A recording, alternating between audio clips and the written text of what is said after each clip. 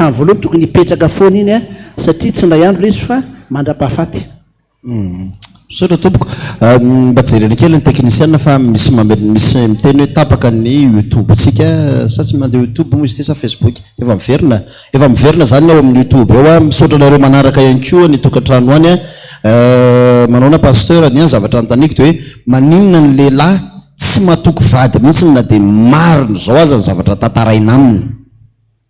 Tsy matoko vady ny lehilahy. Tsy matoko an'le vadiny zany hoe zaho a tary za tsy haiko hoe mety hoe misaro-piaro angamba ty lehilahy ty. Satria matsy efa toetra le vehivavy koa ndraindray le fotsy varavarana le tsy tafapetraka ny tokantrano fa abe dia be mijovavolombelona amin'izany satria variny namany le vehivavy dia ndraindray izy voatantara ny nama mihitsy ny tokantrano iaina anaty ny tokantrano. Azafady tompoko fa nany firaisanareo fataoveziny vady aza voatantara le vehivavy eny amin'ny namany ihany tsy mety zany. Dia zay mahatoko ny lehilahy tsy atokony mahatonga lehilahy tsy atokony vehivavy satria diso mibaradaka loatra ny vehivavy milaza ny amin'ny fiainana tokantrano any amin'ny namany ny amin'ny olom-patany ihany nefa ny teny malagasy hoe ny tokantrano tsy ahaka. Dia tsy fahaizan'ny vehivavy mampirina an'izay ao anatin'ny tokantrano ny mahatonga lehilahy tsy mahatoky azy itsony.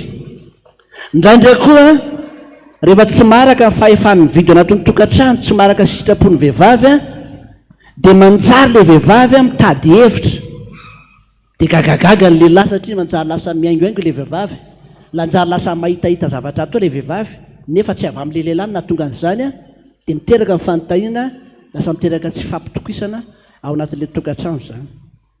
Dikan'izay zany dia hoe tokony raha mpivady mahafantatra foana ny fivoarana ao anatin'le tokantrano na izay mety tsy fetezan-javatra ao anatin'ilay tokantrano dia mila fifanankalozan-kevitra foana zavatra tahaka an'izany.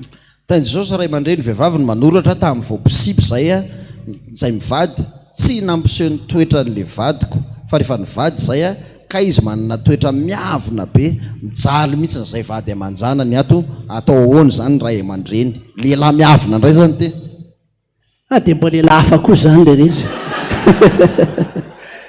le teny malagasy foana satria ny tena moa mba mpandray anjara amin'ny teny malagasy dia hoe miela mahareroa misy antony foana ho aho dia jereo zay antony zay. Indraindray zavatra tsy hitany amin'ny tokantrano tsy hitany ireo vady aman-jana izy fa hitany eny ivelany dia manjary mampiseho an'izay toetra zay izy ao anatin'ny tokantrano tsy ny lehilahy ihany fa ny vehivavy koa. Dia mila mamantatra an'izay zany hoe inona ny fototro zavatra zao nanjary nisy fiovany ty olo ty inona ny mampiova azy. Dia marina miteny ny paster Zondry mandenana hoe nanolotra cadeau azy le vehivavy nanolotra cadeau an'le lehilahy dia ozy le lehilahy hoe tsy cadeau ny ilaiko fa ovao aloha ny toetranao. Ka rehefa miova ny toetranao zany dia raisin'le lehilahy azy le cadeau satria mahafaly azy iny. Dia fataro zay hoe avy amin'iza ny mahatonga ty fivoan-javatra ty, avy amin'iza ny mahatonga ty olona ty lasa niova tahaka an'izao fa sao dia avy amiko ihany, sao dia avy amintsika ihany. Dia tsika ihany no mizaka an'ilay zavatra nataontsika. Io le hoe nitody tsy misy ny ataonao miverina.